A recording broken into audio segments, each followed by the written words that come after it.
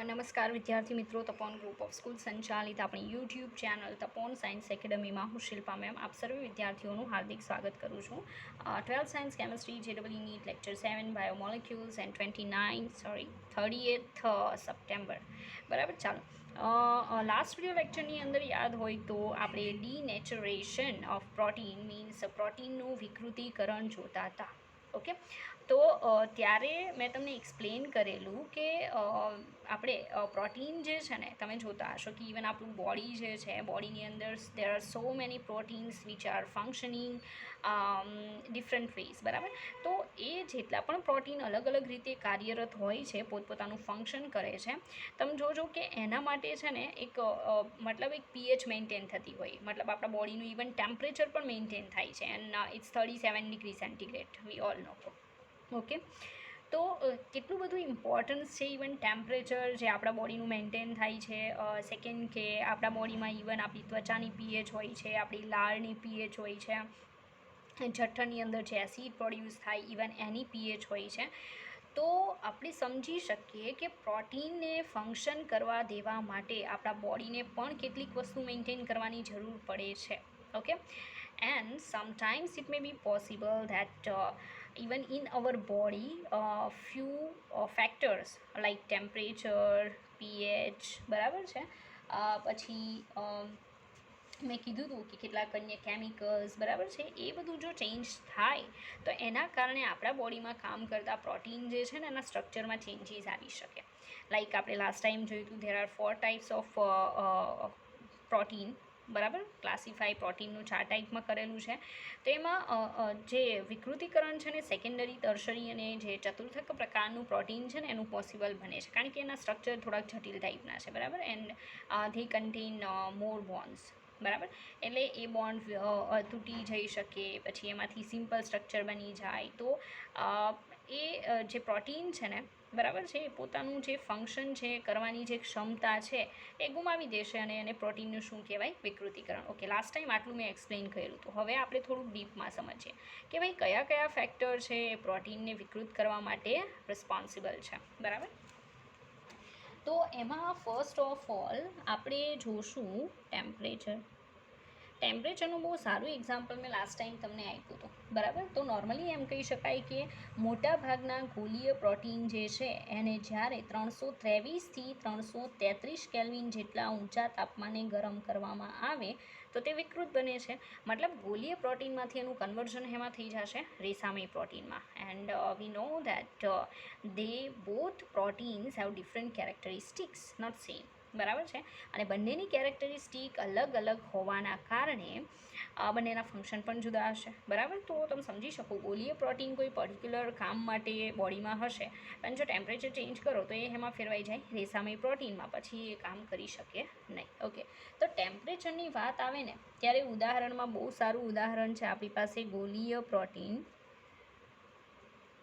બરાબર, આ ગોલીય પ્રોટીનને કેટલા ટેમ્પરેચરે? તો કંઈક 323થી 333 કેલ્વિન જેટલા હાઈ ટેમ્પરેચરે શું કરો? ગરમ. એટ દેટ ટાઈમ એનું કન્વર્ઝન શેમાં થઈ જાય? રેસામય પ્રોટીનમાં. બરાબર, તો તમે સમજી શકો this one is water soluble and this one is water ઇનસોલ્યુબલ. Okay, ચાલો, તો અહીંયા શું થાય કે બસ પ્રોટીન વિકૃત થઈ ગયું, કામ નહીં કરી શકે, અને આને જ શું કહેવાય? પ્રોટીનનું વિકૃતિકરણ. રેડી? ઓકે, ચાલો, એક્ઝામ્પલ બહુ સારું એવું છે કે ઈંડું જે છે એને 373 કેલ્વિન કે તેથી હાયર ટેમ્પરેચરે ગરમ કરતાં તેમાં રહેલી જે સફેદી છે ને, બરાબર, એ પ્રોટીન શું બને છે? વિકૃત બને છે અને વોટરમાં ઇનસોલ્યુબલ બને છે. મેં તમને લાસ્ટ ટાઈમ કીધું હતું ઈંડાને બોઇલ કરો, બરાબર, પછી ખાવાની તો મજા આવે, પણ નોર્મલી એ તમે જે ખાઓ એ વિકૃત પ્રોટીન ખાઓ છો મતલબમાં. બરાબર, હા, એ પણ કહી દો, બાર સાયન્સમાં લેબમાં નોર્મલી ઈંડાની સફેદીવાળા પ્રેક્ટિકલ મેં લાસ્ટ યર કરાવેલા છે. બરાબર છે, ઈંડાની જર્દીના એમાં બધી ટેસ્ટ કરાવી હતી. ઈંડું ફોડી એમાંથી એ લિક્વિડ બહાર કાઢ્યું હતું. બરાબર છે, અને એની બધી ટેસ્ટ જેટલી પણ આવતી હતી ને બધી મેં કરાવી હતી લેબમાં. તો આ વખતે તમે પણ કરશો આઈ થિંક. બરાબર, ચાલો, અહીંયા ઈંડાની સફેદીમાં ખબર પડે ને, બરાબર છે. ઈંડામાં બે પાર્ટ હોય, વન ઇઝ ધીસ વન ઈંડાની જર્દી, અને સેકન્ડ હોય ને એની યોક કહેવાય, યલો કલરનું હોય. બરાબર, એના પ્રેક્ટિકલ ના થાય, સફેદી જે હોય ને ના થાય, એ જ ગોલીય પ્રોટીન હોય. તો તમે ગરમ કરો ને, બરાબર છે, તો એ વિકૃત બને. બરાબર, રેસામાં એ પ્રોટીનમાં ફેરવાઈ જાય. તો બસ આ ફર્સ્ટ ટેમ્પરેચરની ઇફેક્ટ છે. ઓકે, ચાલો સેકન્ડ જોઈએ. સેકન્ડ આવશે પીએચમાં ફેરફાર. પીએચમાં ફેરફાર મેં હમણાં આજે તમને સમજાવ્યું કે તમે જુઓ કે આપણા બોડીની અંદર ઇવન ત્વચાની ને બધાની પીએચ અલગ અલગ અને મેન્ટેન થતી હશે. શું કામ? બરાબર, તો એટલા માટે, કારણ કે બોડીમાં જે પ્રોટીન ફંક્શન કરે છે ને બહુ સારી રીતે કરી શકે એવા ઇન્ટેન્શનથી. બરાબર છે. માનો કે પીએચમાં ચેન્જીસ આવે તો શું થાય? પ્રોટીન વિકૃત બને અને કામ કરી શકે નહીં. ઓકે, ચાલો, તો એના માટે શું કહી શકાય? એના માટે આપણે એમ કહીશું કે જો પ્રોટીન જે છે એના જલીય દ્રાવણમાં, પ્રોટીન જે છે એનું જલીય સોલ્યુશન, માનો કે આપણે બનાવ્યું, ઈંડાની સફેદી છે એને બહાર કાઢી, બરાબર, પાણીમાં નાખી અને પછી એનું સોલ્યુશન બનાવી અને પછી એમાં સાંદ્ર એસિડ કે બેઝ નાખી દો તો પીએચમાં ફેરફાર થવાનો છે. બરાબર છે. તો તેની આયનીકરણ પામી શકે તેવી શાખાની લાક્ષણિકતામાં બદલાવ આવે છે. હવે નોર્મલી કેવું હોય, તો એ શાખાઓ તો અત્યારે પોસિબલ નથી બતાવવી. બરાબર છે, બિકોઝ મેં બતાવેલી છે સ્ટુડન્ટને, બટ અત્યારે માઇન્ડમાં નથી, અને એ જે બુક છે, બરાબર છે, હું ફાઇન્ડ આઉટ કરીને તમને બતાવીશ. પણ નોર્મલી કેવું હોય કે જ્યારે પ્રોટીનમાં પોલીપેપ્ટાઇડ શૃંખલાઓ જે છે, બરાબર છે, એ બને ત્યારે તમે જોયું છે, આપણે સ્વીટર આયન જોઈ ગયા છે. બરાબર, તો સ્વીટર આયનમાં કેવી રીતે બે આયન હતા, મીન્સ કે બે ધન આયન ને ઋણ આયન એકમાં પ્રેઝન્ટ હતું, એમ આખી જે પ્રોટીન હોય ને એમાં જે પોલીપેપ્ટાઇડ શૃંખલા છે એમાં ઘણીવાર બની શકે કે કેટલીક જગ્યાએ જે ગ્રુપ હોય ને આર, બરાબર છે, એમાંથી એચ નીકળી ગયો હોય તો નેગેટિવ આયન બનેલો હોય, કે NH2માં H+ એડ થઈને NH3+, એમ આયનિક બોન્ડથી જોડાયેલી શાખાઓ પ્રેઝન્ટ હોય છે. બરાબર, તો કહેવાનું એમ છે કે માનો કે કોઈ પ્રોટીન લ્યો છો, એનું જલીય સોલ્યુશન બનાવો ને એમાં થોડુંક એસિડ કે બેઝ નાખીને પીએચ બદલી નાખો, ત્યારે શું થાય? તો ખાસ કરીને ત્યારે જે આયનીકરણ પામી શકે એવી શાખાઓ જે છે ને એની લાક્ષણિકતામાં શું આવે? બદલાવ આવે. બરાબર, અને અંદર રહેલા જે હાઇડ્રોજન બંધ અને જે જુદા જુદા પ્રકારના એટ્રેક્શન ફોર્સીસ હતા ને એ તૂટે. એ તો મેં પહેલાં સમજાવ્યું હતું. બરાબર, તો એના કારણે પ્રોટીન શું બની જાય? વિકૃત બને. કારણ કે જે બોન્ડ હતા ને એ બોન્ડના કારણે તો પ્રોટીન ચોક્કસ શેપમાં રહેતું હતું. હવે બોન્ડ જ નથી તો શેપ વિખાઈ જશે, તો આખું પ્રોટીન જે છે એનું સ્ટ્રક્ચર જ વિખાઈ ગયું. રેડી? તો એ પોતાનું ફંક્શન કરી શકે નહીં. તો સીધી વાત છે, બહુ શોર્ટમાં જોઈએ આપણે. ચાલો, કે પ્રોટીન, બરાબર, પ્લસ શું હોય? વોટર. એની અંદર તમારે કાં તો એસિડ નાખવાનું અથવા શું નાખવાનું? બેઝ. બરાબર છે, અને પીએચમાં ફેરફાર કરવાનો. કારણ કે એસિડ ઓર બેઝ નાખશો તો પીએચ ચેન્જ થશે, એ ફાઇનલ છે. એવું કરશો ને તો ક્યાં ચેન્જ આવશે? તો આયનીકરણ પામી શકે, આયનીકરણ પામી શકે તેવી શાખાઓની લાક્ષણિકતાઓ બદલાય છે. શાખાઓની લાક્ષણિકતા બદલાય. બરાબર, બીજું, હાઇડ્રોજન બોન્ડ્સ અને અન્ય બંધો તૂટી જાય છે. અન્ય બંધો શું થઈ જાય? તૂટે છે. બરાબર, તો હાઇડ્રોજન બોન્ડ અને બીજા જે બોન્ડ્સ છે એ બધા બ્રેક થઈ જાય અને પ્રોટીન શું બને? વિકૃત બને છે. રેડી? ચાલો, ઉદાહરણમાં શું જોઈ શકાય? જો હંમેશા એવું નથી કે પ્રોટીન વિકૃત બને છે તો એના ગેરફાયદા છે. બરાબર, there are so many other benefits also which we can apply in chemical taste of our blood. મતલબ એમ કહી શકાય કે જ્યારે યાદ હોય તો તમને તાવ આવે કે કંઈ પણ થાય તો ડૉક્ટર તમને રિપોર્ટ કરાવવાનું કહે. બરાબર, ત્યારે તમારું બ્લડ લેવામાં આવે અને બ્લડનો રિપોર્ટ કરે, પછી એમાં RBCs ને બીજા જે કણો છે ને બધું મેઝર કરી તમને આપે. તો ત્યારે શું કરવામાં આવે એ કન્ડિશન? બરાબર, કદાચ બાયોલોજીવાળાને તો ખ્યાલ હશે, બિકોઝ એ લોકોને તો આવું બધું સ્ટડી કરવાના આવે. પણ મેથ્સવાળા પ્રોપર સમજે કે જે વૈદ્યકીય રાસાયણિક કસોટી હોય ને, મતલબ આપણે જે રિપોર્ટ કરાવીએ, બરાબર, એને કેમેસ્ટ્રીમાં કહેવાય વૈદ્યકીય રાસાયણિક કસોટી. વૈદ્યકીય રાસાયણિક કસોટી. બરાબર, તો આવી વૈદ્યકીય રાસાયણિક કસોટીની અંદર નોર્મલી શું થતું હોય કે જે નમૂનો હોય ને બ્લડનો, બરાબર છે, એમાં પ્રોટીન દૂર કરવું જરૂરી હોય છે. હવે આપણા બ્લડની અંદર પણ પ્રોટીન હોય છે. રેડી? તો ટેસ્ટ કરવા માટે એ પ્રોટીનને પહેલાં તો દૂર કરવું પડે. તો બ્લડમાં રહેલ જે રુધિર અથવા તમે નમૂનો કહી દો, બરાબર, નમૂનો, એમાં રહેલું જે પ્રોટીન છે એને શું કરવું પડે? દૂર કરવું પડે. ટેસ્ટ કરતાં પહેલાં કરવું જરૂરી છે, તો પછી જે બાકી વધે ને એની ટેસ્ટ કરવામાં આવે. રેડી? તો એને દૂર કરવા માટે શું કરે? અંદર ટ્રાયક્લોરો એસિટિક એસિડ નાખે, પ્રબળ ક્લોરોકાર્બનિક એસિડ, બરાબર, ટ્રાયક્લોરો એસિટિક એસિડ. રેડી? આનું સ્ટ્રક્ચર શું? એસિટિક એસિડમાં CCl3COOH, આને કહેવાય ટ્રાયક્લોરો એસિટિક એસિડ. તો રુધિરનો નમૂનો જે લીધો હોય એ નમૂનામાં જે પ્રોટીન છે એને કાઢી નાખવું છે, બરાબર છે. તો શું કરે? આવું ટ્રાયક્લોરો એસિટિક એસિડ હોય ને થોડુંક નાખી દે. જેવું એ એસિડ નાખે એટલે pH ડાઉન થાય. તો અંદર જેવું પ્રોટીન છે એ આ pH જે છે એમાં પોતાનું ફંક્શન કરવા માટે એબલ નહીં રહે. શું કામ? એનું સ્ટ્રક્ચર બદલાઈ જશે, બરાબર. સ્ટ્રક્ચર બદલાઈને પ્રોટીનનું શું થઈ જાય? વિકૃતિકરણ થઈ જાય. પ્રોટીન વિકૃત બને. પ્રોટીન વિકૃત બને ને એટલે પહેલાં દ્રાવ્ય ફોર્મમાં હતું ને, હવે કેવું થઈ જાય? અદ્રાવ્ય બને. મતલબ એના શું મળી જાય? અવક્ષેપ મળી જાય ને. રેડી? અવક્ષેપને ગાળી લઈને પછી જે નીચે સોલ્યુશન મળે ને, અવક્ષેપમાં પ્રોટીન તો નીકળી ગયું, નીચે જે સોલ્યુશન વધ્યું લોહીનું, બરાબર છે, નમૂનાનું, એમાંથી રિપોર્ટ કરે, બરાબર છે. એટલે અહીંયા એમ કહી શકાય કે આ જે અદ્રાવ્ય અવક્ષેપ છે એને દૂર કરવામાં આવે. તો પ્રોટીન દૂર થઈ ગયું ને. તો તમે અહીંયા વિચારી શકો કે આ ફાયદો છે, બરાબર. ટેસ્ટમાં ફાયદો છે, ગેરફાયદો નથી. તો મતલબ પ્રોટીનના વિકૃતિકરણના એવું જરૂરી નથી કે ગેરફાયદાઓ જ છે, બરાબર છે. હા, આપણા બોડીની અંદર વિકૃત બને છે તો ચોક્કસથી પ્રોબ્લેમ થાય, પણ બહાર અત્યારે ટેકનોલોજી એટલી આગળ વધી ગઈ છે કે જે વસ્તુ આપણા બોડીની અંદર થવાથી નુકસાન થઈ શકે એનું બહાર ઇમ્પ્લિમેન્ટેશન સારું છે, બરાબર છે. ચાલો, તો મતલબમાં એસિડ કે બેઝ ઉમેરશો ને તો આ રીતે થશે કે પ્રોટીન વિકૃત બની જશે, કારણ કે પ્રોટીન ચોક્કસ મીડિયમમાં જ કામ કરી શકે, ચોક્કસ pH જ વર્ક કરી શકે. બાકી pH ચેન્જ કરી ભૂલથી greater than or less than 7, બરાબર છે, એટલે પૂરું પ્રોટીન કેવું થઈ જાય? વિકૃત. અને પછી એ કાં તો ઘન સ્વરૂપમાં આવી જશે જેને તમે દૂર કરી શકો, અને જેના પણ ફાયદા છે. ક્યાં છે? વૈદ્યકીય રાસાયણિક કસોટી, આપણે જે રિપોર્ટ કરાવીએ એમાં. આગળ જુઓ, ત્રીજા નંબરનું છે પ્રક્ષાલકો. હવે કદાચ પ્રક્ષાલકો ખબર હોય તો, 10માં આવતું હોય તો. પ્રક્ષાલકો, સાબુ તો ખબર હશે ને, બરાબર. સાબુને પ્રક્ષાલક કહેવાય. જે મેલ દૂર કરવા માટે આપણે યુઝ કરીએ કપડામાંથી એને પ્રક્ષાલક કહેવાય. હવે પ્રક્ષાલકો નોર્મલી શું હોય છે તો સાંભળજો. પ્રક્ષાલકો જે છે ને એ કાર્બનિક કમ્પાઉન્ડ જે હોય, ઓર્ગેનિક લાંબી ચેઇન, સરે તમને મીન્સ કે 10thમાં કીધું હશે, બરાબર છે. તો એ લાંબી જે કાર્બનની પૂંછડી હોય, ખબર તમને? મિસેલ રચના 10માં શીખવાડી હશે કે મિસેલ બને રાઉન્ડ શેપમાં, પછી એ મેલને ખેંચીને બહાર કાઢે.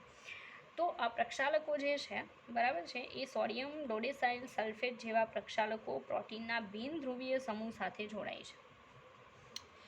નોર્મલી પ્રક્ષાલકો જે છે, બરાબર છે, એ શું હોય તો કાર્બનિક સંયોજનોના શું હોય? ક્ષાર હોય છે. રેડી? કાર્બનિક સંયોજનોના ક્ષાર હોય છે, બરાબર.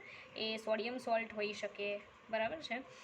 મોસ્ટલી તો સોડિયમ સોલ્ટ હોય છે. કપડાં ધોવાનું સાબુ હોય ને તો સોડિયમ સોલ્ટ હોય, નાવાનું સાબુ હોય ને તો પોટેશિયમ સોલ્ટ હોય છે, બરાબર છે. તો અત્યારે આપણે કપડાં ધોવાનું સાબુની માનો કે વાત કરીએ તો એમ નોર્મલી એક એક્ઝામ્પલ છે sodium dodecyl sulphate. Sodium dodecyl sulphate. Ready? આવા તમારે છેલ્લા લેશનની અંદર 2-3 આવશે. સોડિયમ ડોડેસાઇલ સલ્ફેટ, ડોડેસાઇલ એટલે 12 કાર્બન, બરાબર. સલ્ફેટ એટલે SO4- સમૂહ, અને એની સાથે કોણ હશે? Na+. રેડી? તો એનું સ્ટ્રક્ચર એ 2 ટાઈપના આવશે, લિનિયર આવશે અને બીજું આવશે રેખીય, બરાબર છે. તો એ તમને સ્ટ્રક્ચર જે છે એ સ્ટ્રક્ચર પણ કહી દઉં ઇનકેસ કામમાં આવશે, બરાબર છે. તો સોડિયમ ડોડેસાઇલ બેન્ઝીન સલ્ફોનેટ જે છે એના સ્ટ્રક્ચરમાં રેખીય કહું ને તો આ રીતે આવશે, 12 કાર્બન આવશે. રેડી?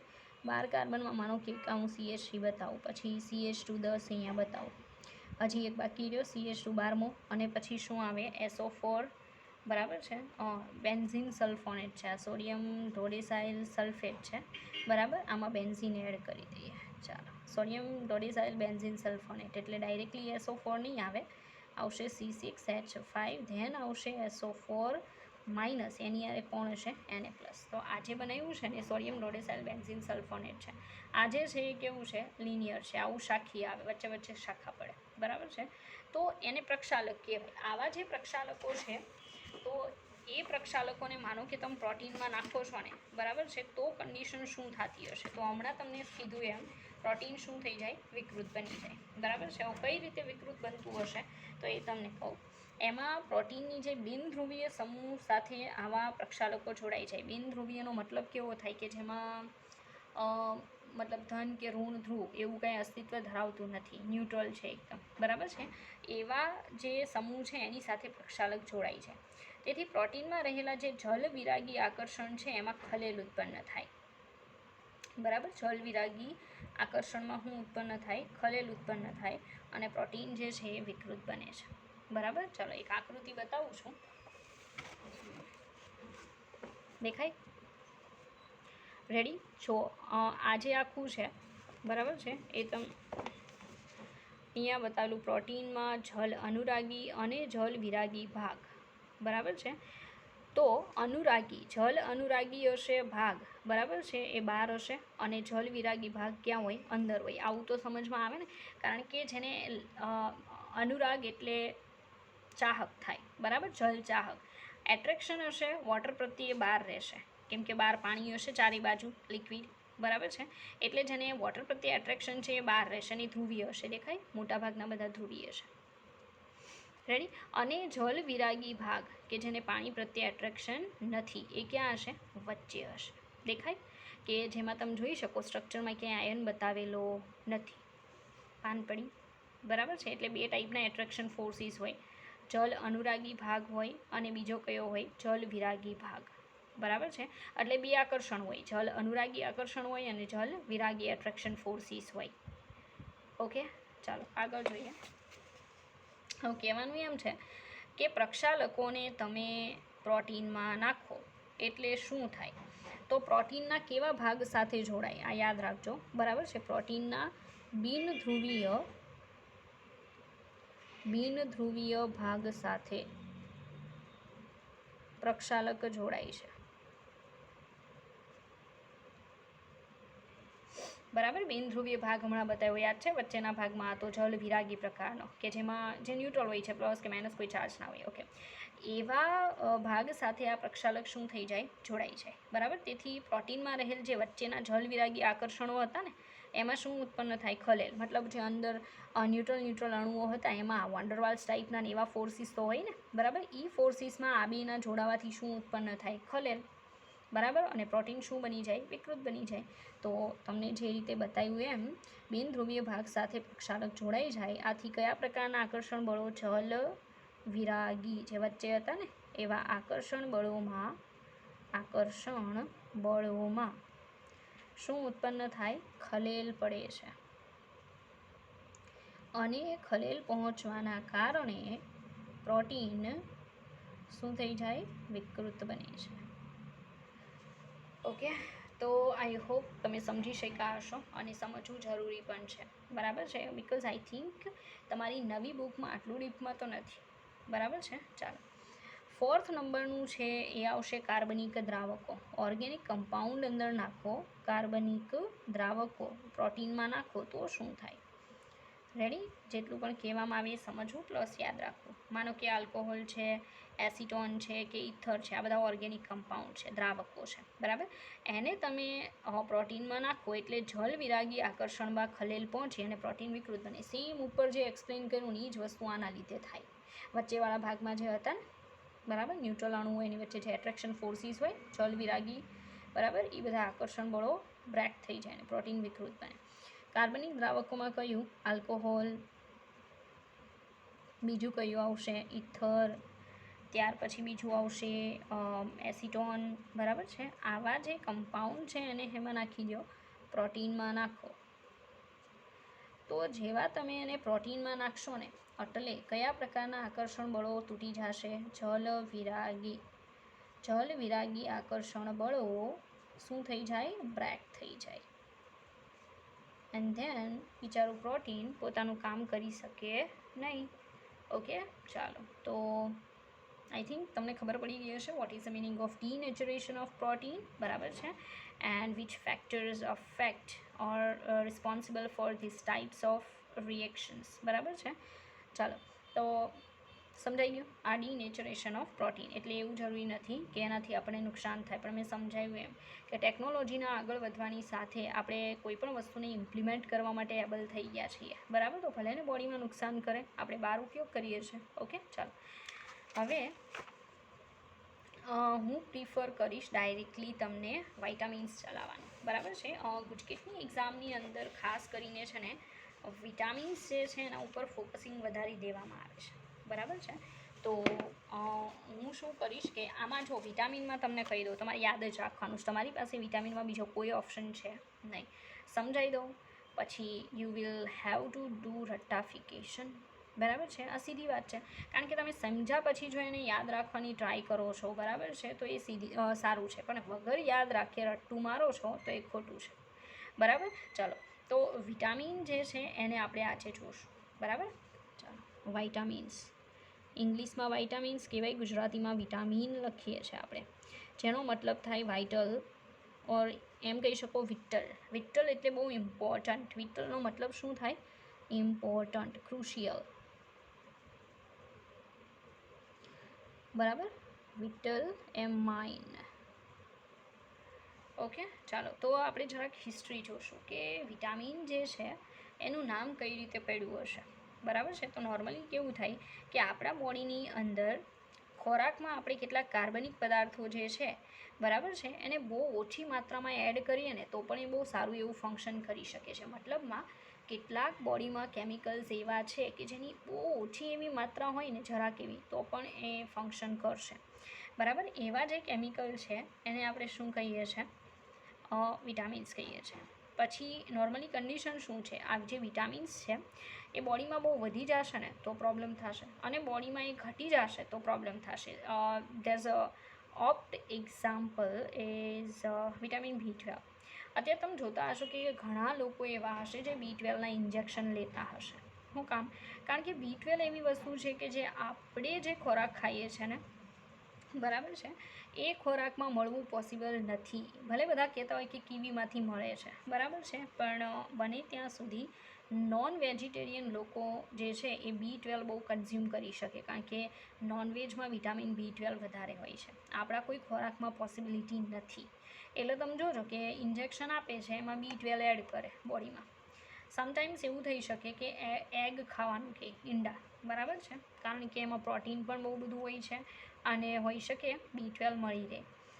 સેકન્ડ, ઘણીવાર એવું બની શકે કે તમને એવી દવા આપે કે જેમાં માછલીના ઓઇલ ને સમથિંગ જે પણ હોય તે, બરાબર છે, એ બધામાં આવા વાઇટામિન્સ હોવાની શક્યતાઓ વધારે, બરાબર. એ તમે લઈ લો એટલે મળી રહે, બરાબર.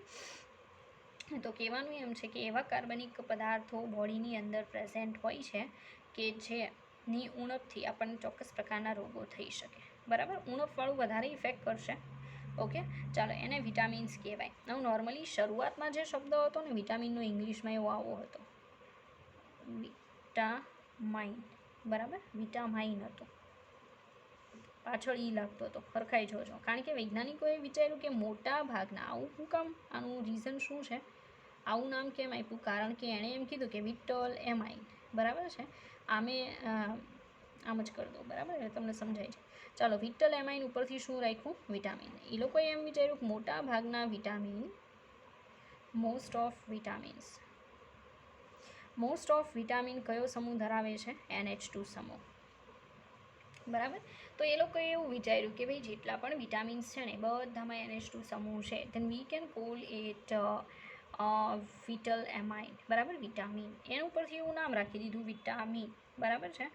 પણ પછી અભ્યાસ ઉપરથી ખબર પડી કે કાંઈ બધા વિટામિન એવા નથી કે જેની અંદર NH2 સમૂહ પ્રેઝન્ટ હોય, ઘણાની અંદર બિલકુલ NH2 સમૂહ પ્રેઝન્ટ નથી હોતો, બરાબર છે.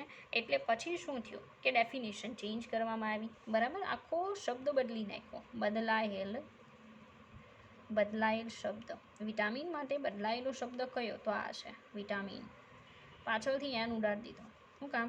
કારણ કે એ લોકોને ખબર પડી અભ્યાસ કરતાં કે બધાની અંદર NH2 સમૂહ હોવો જરૂરી નથી. આ પહેલાંના જેવું થયું, કાર્બોહાઈડ્રેટમાં નામ આપ્યું કાર્બનના હાઇડ્રેટ, બરાબર, પણ પછી ખબર પડી કાર્બનના હાઇડ્રેટ પોસિબલ નથી, એટલે નામ તો ચેન્જ ન કર્યું, પણ એ લોકોને ત્યાં ડેફિનેશન ચેન્જ કરવી પડી.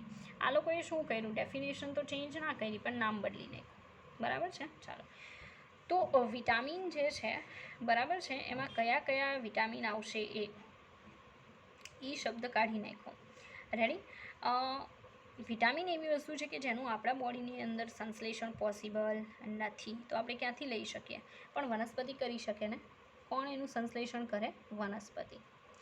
વનસ્પતિ જે છે વિટામિન બનાવવા માટે એબલ છે, તો આપણે વનસ્પતિ ખાઈએ જ છે, બરાબર, એટલે આપણને વિટામિન મળે છે, બરાબર. તો એ એક આવશ્યક ખાદ્ય ઘટક છે અને નોર્મલી એને અંગ્રેજી મૂળાક્ષર પ્રમાણે બતાવાય છે. તો વિટામિન એ, પછી ખબર છે ને બી કોમ્પ્લેક્સ આવે, રેડી, પછી સી, ડી, ઈ, કે, પછી એચ, બરાબર. તો આવા તો એટલા બધા વિટામિન આપણી પાસે છે. હવે બી કોમ્પ્લેક્સની અંદર કયા આવે, vitamin B1, B2, B6, B12. જો ભાઈ આમાં કહી દો કે ભલે આપણે આટલા સ્ટડી કરતા હોય, પરંતુ બી કોમ્પ્લેક્સની અંદર B9 આવે છે, બરાબર છે. B9ની મને ખબર છે, તો એ આમાં દર્શાવેલો નોર્મલી નથી. ઓકે, તો બી કોમ્પ્લેક્સમાં બીજાના હોવાની શક્યતાઓ પણ ખરી. ચાલો, તો આ જે છે એ વિટામિન છે, રેડી. ચાલો, હવે આગળ શું જોવાનું છે કે વાઇટામિન્સ છે એ ઇનકેસ બોડીમાં માનો કે બની શકતા હોય તો કઈ રીતે બની શકે. આપણે કીધું ને કે ખોરાકની હેલ્પથી બોડીની અંદર વિટામિન્સ પ્રોડ્યુસ થવાની પ્રોસેસ પોસિબલ છે. કઈ રીતે, તો યાદ છે ને, કેરોટીન. આ જે કેરોટીન છે ને એ વિટામિન એ બનાવવા માટે જવાબદાર છે. વિટામિન એ બનાવવા માટે જવાબદાર, યાદ છે. ઘણા એમ કહેતા હોય કે ગાજર ખાવાના, બરાબર, લીલા શાકભાજી ખાવાના, તો બોડીમાં કેરોટીન જાય અને એનું સંશ્લેષણ કરવા માટે એબલ છે.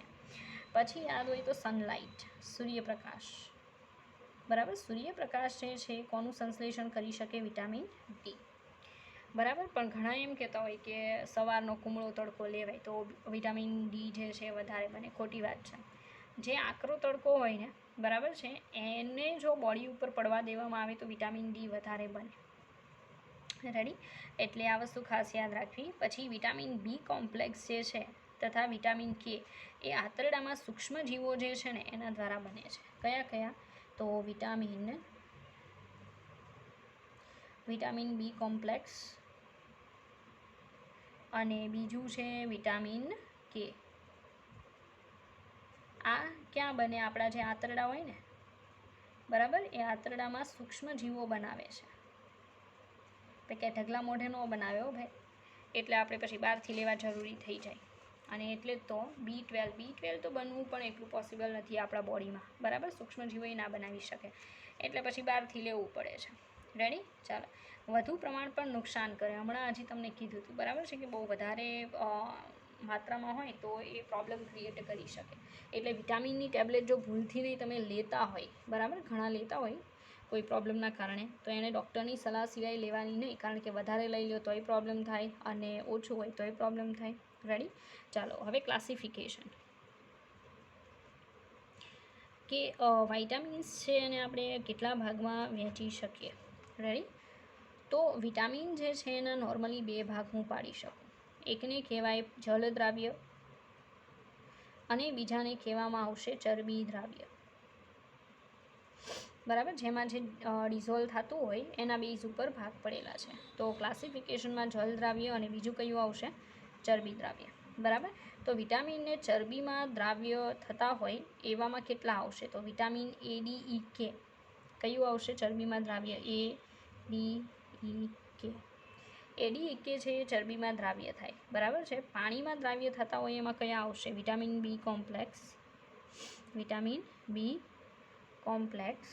બરાબર, અને વિટામિન સી, બરાબર. તો આ આવશે. પછી બીજું એક વિટામિન છે કે જે ચરબી કે પાણી બેમાંથી એકમાં દ્રાવ્ય થતું નથી, અને એ છે બાયોટીન. એટલે કયું આવે, વિટામિન એચ. આ આપણો હાઇડ્રોજન જેવું સમજાય, એચ આવ્યો એટલે સમજી લો કે એનું એવું જ હોય, બરાબર. હાઇડ્રોજનને કેમ આપણે સમૂહમાં કોઈ જગ્યાએ ગોઠવી શકતા નથી, એમાં બિચારું એવું છે. આ જે બાયોટીન છે આમાંય નથી, બરાબર. બંનેમાં કેવું છે, અદ્રાવ્ય. એટલે કે જલ અને ચરબી માં કેવું આવશે? અદ્રાવ્ય છે, ડિઝોલ્વ થતું નથી. રેડી? ચાલો હવે જે પણ કહું છું એ તમારે સમજી અને પછી શું કરવાનું છે? યાદ રાખવાનું છે. બરાબર? કારણ કે MCQ પૂછાય છે અને એમાં યાદ રાખવા સિવાય બીજો કોઈ ઓપ્શન નથી. ઓકે, ચાલો જુઓ તો હવે નોર્મલી આપણે શું કરશું કે એના જે નામ છે એ નામ જોશું, પ્લસ એ કેમાંથી મળે એ જોશું ને એની ઉણપથી શું થાય એ જોશું. જો કે એ સરે ચલાવ્યું હશે તેમ છતાંય. બરાબર? ચાલો પહેલા નંબરનું જે જોશું એ વિટામિન એ છે. અહીંયા હું ઉપર વિટામિન કોમન લખી દઉં છું, પછી ખાલી આલ્ફાબેટ્સ લખીશ. વિટામિન એ જે છે એનું નામ છે રેટિનોલ. રેટિનોલ કઈ રીતે યાદ રાખી શકાય? આપણી આંખમાં રેટિના હોય, ખબર? આંખમાં શું હોય? રેટિના. બાયોલોજીવાળાને ખબર હશે. તો એ રેટિના જે છે એને વિટામિન એની ઉણપ હોય ને આપણા બોડીમાં તો રેટિનાને નુકસાન થાય. એના ઉપરથી શું રાખી શકાય? રેટિનોલ. ચાલો હેમાંથી મળે? તો સ્ત્રોત. બરાબર? કેમાંથી મળશે? તો સ્ત્રોતમાં માછલીના લીવરનું તેલ. મેં કીધું હતું ને હમણાં, માછલીના લીવરનું તેલ. બરાબર? માછલીના લીવરનું તેલ. પછી બીજું હેમાંથી મળી શકે? ગાજર. ત્રીજું માખણ. બરાબર? પછી મળી શકે ચીઝ અને દૂધ. એમાંથી મળી શકે? ચીઝ અને દૂધમાંથી. રેડી? તો વિટામિન એ જે છે રેટિનોલ એ માછલીના લીવરનું તેલ, ગાજર, માખણ, ચીઝ અને દૂધમાંથી મળે છે. એની ઉણપથી કયા રોગો થાય? મતલબ ઓછું હોય, બરાબર, તો રોગ કયો થાય? તો થાય રતાંધળાપણું. રતાંધળાપણું આ શું છે ને સમજાવી દો. પહેલાંના જમાનાના તમે કાદર ખાનના મૂવી જોયા હોય તો એમાં ઘણીવાર કાદર ખાન છે ને એક બે મૂવીમાં આ રોગનો શિકાર હોય છે. એટલે દિવસે દેખાય પણ રાતે દેખાય નહીં. એને રતાંધળાપણું કહેવાય. બરાબર છે? તો મીંડું અહીંયા આવશે, સોરી. બરાબર? દિવસે દેખાય પણ રાતે જોઈ શકે નહીં, આંખો નબળી થઈ જાય, એને રતાંધળાપણું કહેવાય. ચાલો એવો રોગ થઈ શકે. પછીનું જે જોવાનું છે એ છે વિટામિન B1. B1 જે છે એનું નામ છે થાયમીન. શું છે? થાયમીન. નામ પણ યાદ રાખવા, 2-3 વાર જોશો પ્રોપર એટલે યાદ રહી જશે. એમાંથી મળે તો યીસ્ટ, દૂધ. બરાબર? બીજું લીલા શાકભાજી અને માખણ. લીલા શાકભાજી અને માખણમાંથી મળે છે.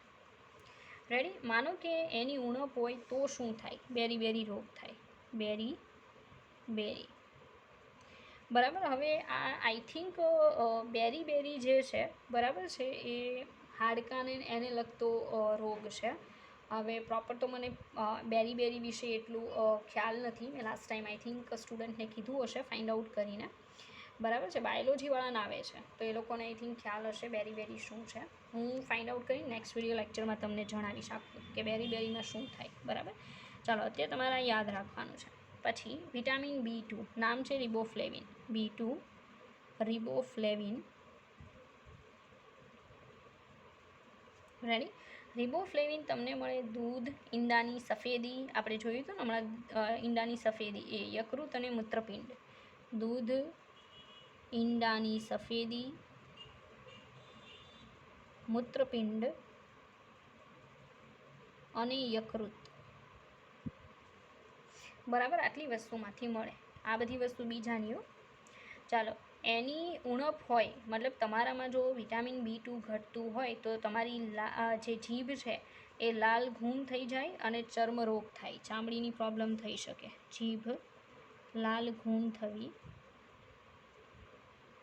અને અન્ય ચર્મરોગ થાય. મતલબ જે લોકો ચામડીના રોગના શિકાર હોય એને હંમેશા એમ નહીં સમજી લેતા હો આની ઉણપ જ હોય, એને ઇન્ફેક્શન પણ હોઈ શકે. બરાબર? એ તો ઘણા આવું સમજશે. ચલો B6 જે છે એનું નામ છે પેરિડોક્સિન. શું છે? પેરિડોક્સિન. તો B6 પેરિડોક્સિન જે છે એમાંથી મળે અનાજ. તો એ તો આપણામાં હોય કારણ કે આપણે અનાજ ખાઈએ છીએ. પછી છે ચણા, પછી દૂધ, યીસ્ટ અને ઈંડાની જરદી. જરદી કે એટલે પેલું વચ્ચે પીળા કલરનું આવે ને એ આવશે. બરાબર? ઘણા ઈંડા ખાતા હશે તો એને ઘણું બધું મળી રહે. બરાબર? તો B6 પેરિડોક્સિન જે છે માનો કે એની ઉણપ હોય તો ચર્મરોગ થાય અને આંચકી આવી શકે. ચર્મરોગ અને શું થઈ શકે, આંચકી આવી શકે. બરાબર.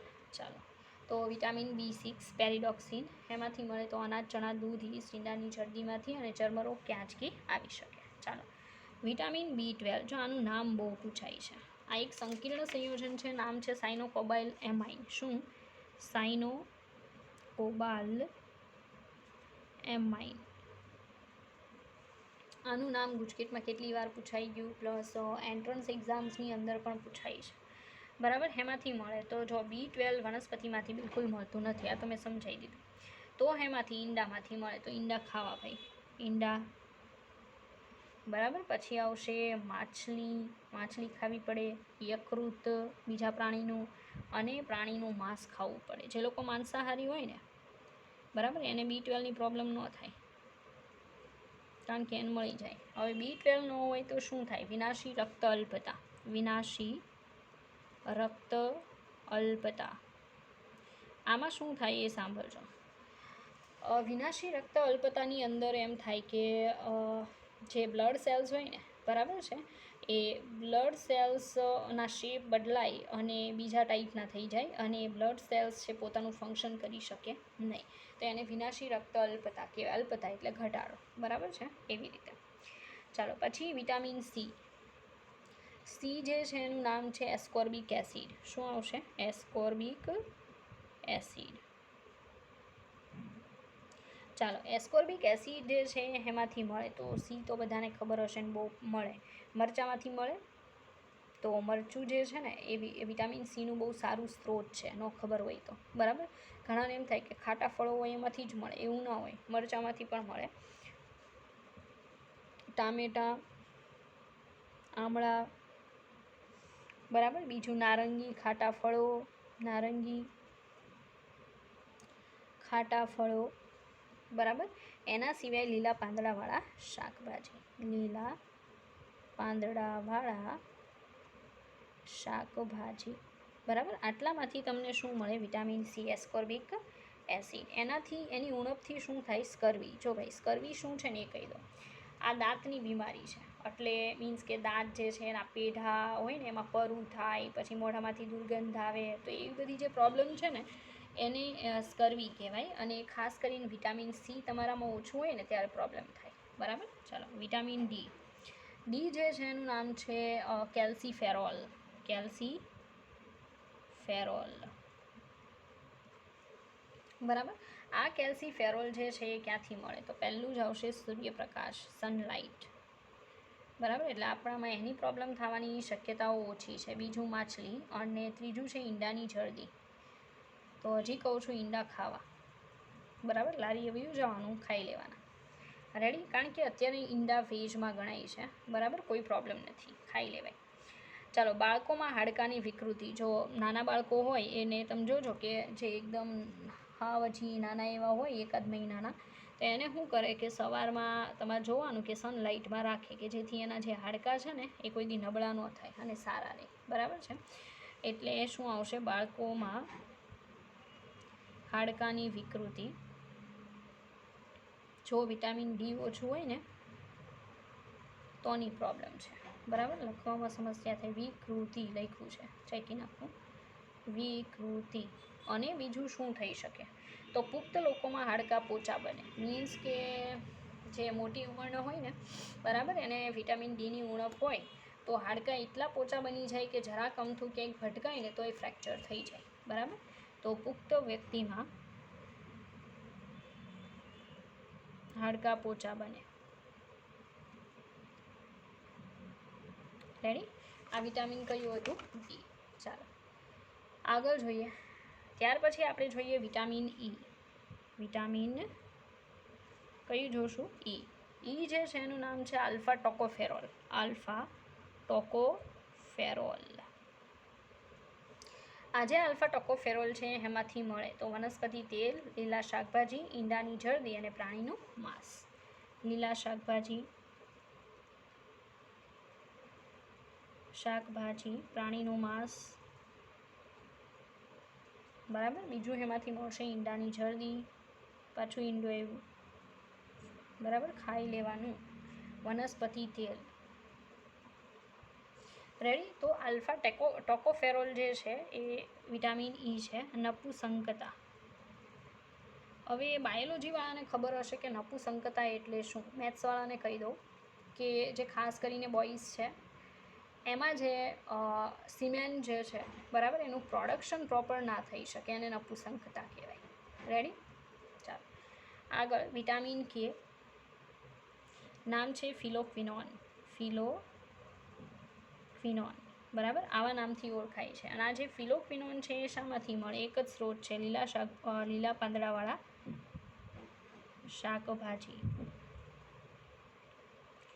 બરાબર, તો વિટામિન કે જે છે ફિલોક્વિનોન, રેડી, એ લીલા પાંદડાવાળા શાકભાજી, રક્તસ્રાવ થાય. હવે આ શું છે ને એ કહી દઉં. તમારામાં જો વિટામિન કે ઓછું હશે ને તો સાંભળજો, તમને કોઈ દિવસ ઘા પડશે તો એ ઘામાંથી બ્લીડિંગ ચાલુ થશે ને તો એ અટકશે નહીં. નોર્મલી કેવું હોય કે આપણને કોઈ જગ્યાએ વાગે એટલે થોડોક ટાઈમ થાય ને તો ત્યાં લોહી ગંઠાઈ જાય, પછી ત્યાંથી બ્લડ બહાર આવે નહીં, બરાબર છે, ક્લોટ થઈ જાય. પણ વિટામિન કે જો ઓછું હોય ને તો તમને ઘા પડ્યો હોય ને તો એ જલ્દી ત્યાં ક્લોટિંગ થશે નહીં, બરાબર. એટલે લોહી છે ત્યાંથી વહેવાનું ચાલુ રાખશે. એને શું કહેવાય? રક્તસ્રાવ. ઓકે, ચાલો છેલ્લું વિટામિન છે એચ. નામ શું છે? બાયોટીન. રેડી? આ બાયોટીન જે છે એમાંથી મળે દૂધ, યીસ્ટ અને યકૃત. દૂધ, યીસ્ટ અને યકૃત. આપણે દૂધ તો ખાઈએ જ છે, બરાબર. હવે તમે વિચારો કે દૂધ કેટલી જગ્યાએ, બધા એમ કે દૂધ સંપૂર્ણ આહાર છે. હવે દૂધને સંપૂર્ણ આહાર કેવો કે ઈંડાને, કારણ કે ઈંડું બધી આવે છે, બરાબર છે. પણ આપણી દ્રષ્ટિએ દૂધ સંપૂર્ણ આહાર છે. અત્યારે દૂધ, યીસ્ટ અને યકૃતમાંથી મળશે. માનો કે વિટામિન એચ ઓછું હોય તો વાળ ઉતરવા, બરાબર, જેને વાળ બહુ વયા જતા હોય એને એચની પ્રોબ્લેમ હોઈ શકે. ચર્મરોગ, ચામડીનું પ્રોબ્લેમ થઈ શકે અને લકવો થઈ શકે, બરાબર છે. આ બધી સમસ્યા ક્યારે થાય? જ્યારે તમારામાં શાની કમી હોય? વિટામિન એચની. રેડી? તો સ્ટુડન્ટ્સ, વિટામિનને લગતું જેટલું પણ આવતું હતું ને એ બધું મેં તમને કરાવ્યું. એક્ઝામની અંદર ઇનકેસ ક્વેશ્ચન આવે તો એનાથી બહાર ક્યાંયથી નહીં આવે, બરાબર, આટલામાંથી જ આવશે. ઓકે, તો આ હતું વિટામિન. હવે પછી આપણે જોવાનું બાકી છે ઉત્સેચક એન્ડ લાસ્ટ ન્યુક્લિક એસિડ અને ડીએનએ. આટલી વસ્તુ ફિનિશ થાય પછી MCQ કરાવીશ, આપણું લેશન ફિનિશ, બરાબર છે. ચાલો, તો નેક્સ્ટ વિડીયો લેક્ચરમાં આપણે મળીએ.